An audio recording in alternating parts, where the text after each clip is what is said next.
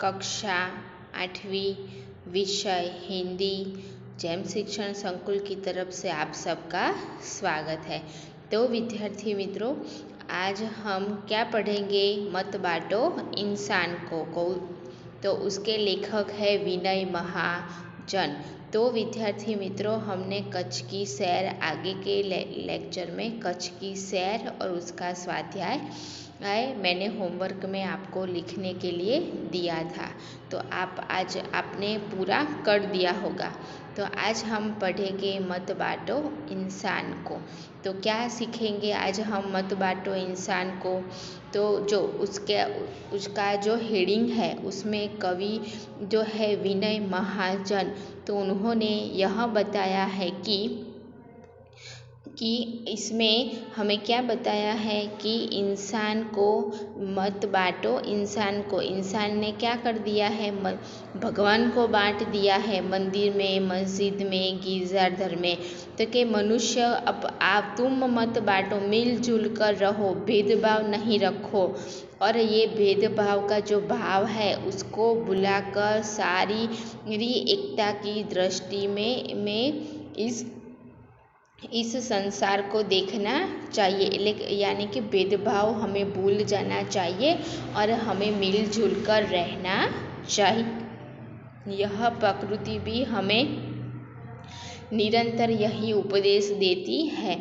तो मत बांटो इंसान को, यह आपका जो काव्य है उसमें हमें समझाया गया है कि बताया कि हमें मिलजुल कर रहना चाहिए। तो सुनो, आप देखो, आपकी जो पाठ्य पुस्तक है वो पाठ्य पुस्तक में क्या बताया है? देखो, मंदिर पाठ्य पुस्तक में ड्राइंग किया चित्र है। उस चित्र में देखो, एक लड़का है, एक लड़की है, फूल है मंदिर है, मस्जिद है, गिरजाघर है और अलग अलग इंसान है ना। सब देखो, हिंदू है, मुसलमान है, सिख है, सारे इंसान हैं। तो क्या बताया गया है कि मिलजुल कर रहो, भेदभाव नहीं रखो किसी में। तो सुनिए आप ध्यान से। तो मंदिर, मस्जिद, गिरजाघर ने बांट लिया भगवान को। तो हमने मनुष्य ने क्या किया है? भगवान को मंदिर में बांट दिया हिंदू लोगों ने, मुसलमान लोगों ने मस्जिद में और सिख लोगों ने गिरजाघर में बांट दिया। हम लोग ऐसा कहते हैं कि हम हिंदू हैं तो हम तो मंदिर में ही भगवान की पूजा करने जाएंगे। मुसलमान लोग ऐसा कहते हैं कि हम तो मुसलमान हैं तो हम तो नमाज पढ़ने के लिए मस्जिद में जाएंगे। ऐसे हमने गिरजाघर, गुरुद्वार या चर्च ऐसे अलग अलग जगह पे भगवान को बांट दिया है। એટલે કે છે કે એટલે સમજાવે છે કે ભગવાનને તો હવે આપણે અલગ અલગ જગ્યાએ એમના ભાગ પાડી દીધા છે, તો કહે છે કે હવે મનુષ્યના ભાગ પાડો નહીં. એટલે કે ધરતી બાટી સાગર બાટા, ધરતીના ભાગલા પાડી દીધા, સાગરના ભાગલા, તો કે હવે મનુષ્યના ભાગલા પાડો નહીં. બરાબર, આપણે તો દેશના ભાગ પાડી દીધા છે, ભારત ને પાકિસ્તાન ને બરાબર, આ બાજુનું ઇન્ડિયાવાળાનું, ઓલી બાજુનું બીજા લોકોનું, એ રીતે બધાના અલગ અલગ ભાગ પાડી દીધા છે. તો કે છે કે હવે મનુષ્યના ભાગ પાડો નહીં, મનુષ્ય બધા એક થઈને ભેગા મળીને સંપ રાખીને રહો.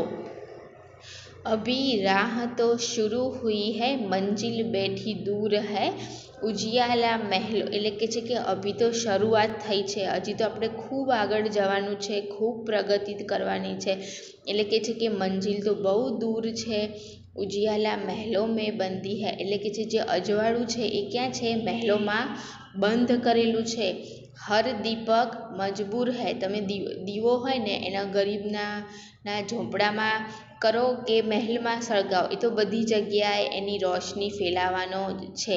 એ કોઈ જગ્યાએ એવું નહીં કે ભાઈ હું મહેલોમાં જ પ્રગટું, હું ગરીબના ઝૂંપડામાં પ્રગટાવી શકાય નહીં. એટલે કે છે કે ઉજિયાલા એટલે કે અજવાળું છે એ મહેલોમાં બંધ છે. હર દીપક મજબૂર એટલે કે મજબૂર છે, તો કે મિલા ન સૂરજ કા સંદેશા હર ઘાટી મેદાન કો. એટલે કે છે કે સૂરજનો સંદેશો પણ ઘાટી, મેદાન, બધી અલગ અલગ જગ્યાઓ છે ત્યાં મળતો નથી. તો કે છે કે ધરતી એટલે કે ધરતીને સાગર બાંટી દીધું છે.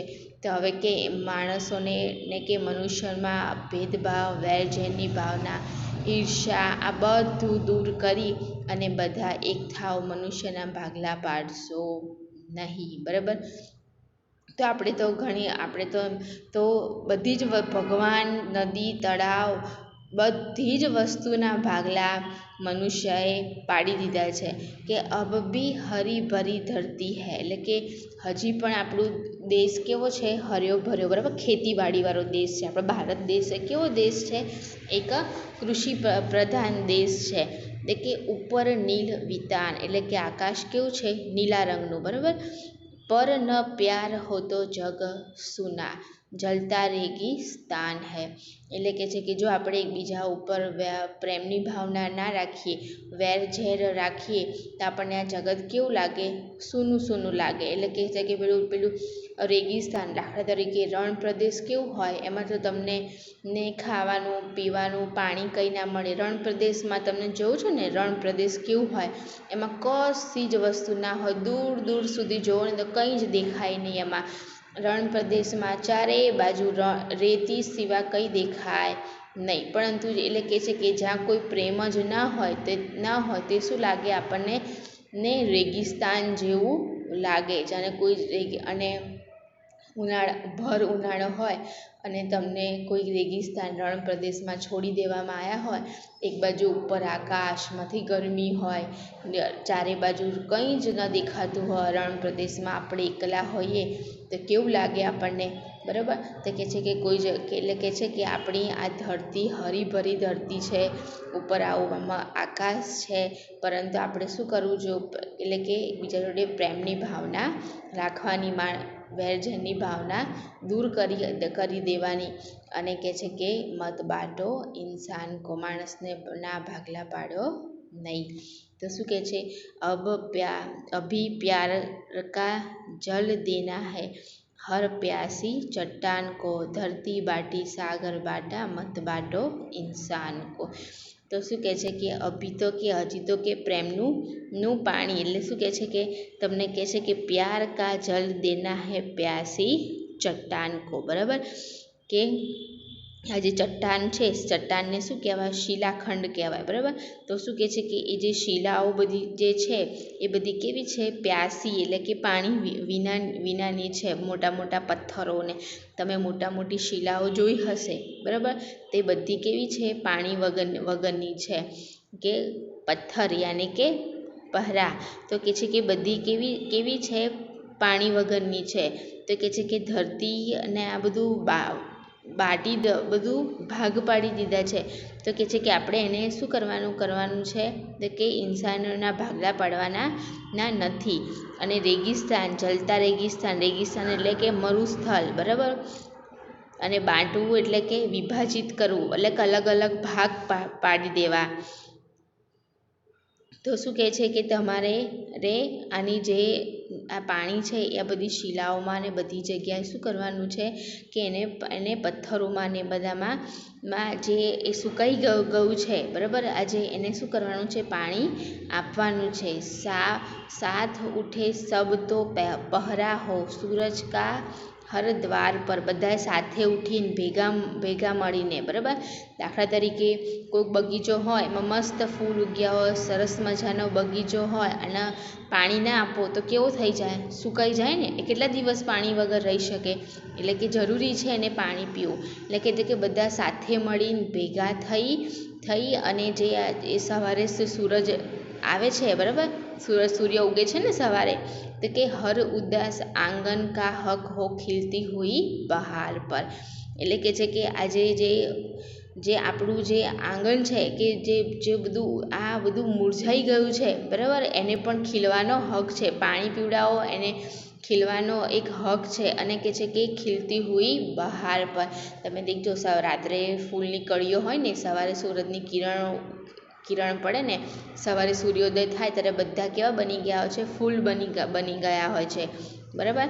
તો શું કહે છે કે આજે તમારું કાવ્ય છે મત બાટો ઇન્સાન કો, તો તમારું આ જે કાવ્ય છે એની અંદર શું સમજાવે છે આપણને? એક ભગવાનનું ના જે આપણે ભાગ પાડી દીધા છે કે ભગવાનના ત્યાં ભાગ પાડી દીધા છે, પણ આ ધરતી, આ સાગર જે છે આ બધાના ભાગ પાડો નહીં. પછી ઘર ઘાટી મેદાન કો, ધરતી બાંટા સાગર બાંટા, પછી આકાશ વિશે, રણ પ્રદેશ વિશે, શિલા વિશે આ બધું આપણને આ કાવ્યમાં સમજાવે છે.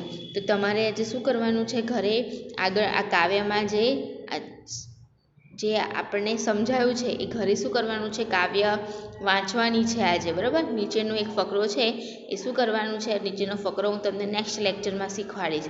પણ આ ઉપરનું જે આટલું આજે શીખવાડ્યું છે એ ઘરે શું કરવાનું છે? કાવ્ય વાંચવાની છે બધાએ, ફરજિયાત, બરાબર. કાવ્ય વાંચવાની છે, એની સાથે ગુજરાતી ટ્રાન્સલેટ પણ તૈયાર કરવાનું છે. તો તમે લોકો ઘરે આજે શું કરશો? આજે તૈયારી કરવાનું, 2-3 વખત કાવ્ય વાંચી જવાની, એનું ગુજરાતી ટ્રાન્સલેટ પણ કરવાનું. અને નહીં ખબર પડી હોય તો હજી પછીનો નેક્સ્ટ લેક્ચર આવશે ત્યારે કાવ્ય પાછું આખું ફરીથી શીખવાડીશ, અને જે પણ અધૂરું રહી ગયું હશે એ પણ હું તમને શીખવાડીશ, બરાબર. તો ઘરે આજે આટલી તૈયારી કરજો. Thank you.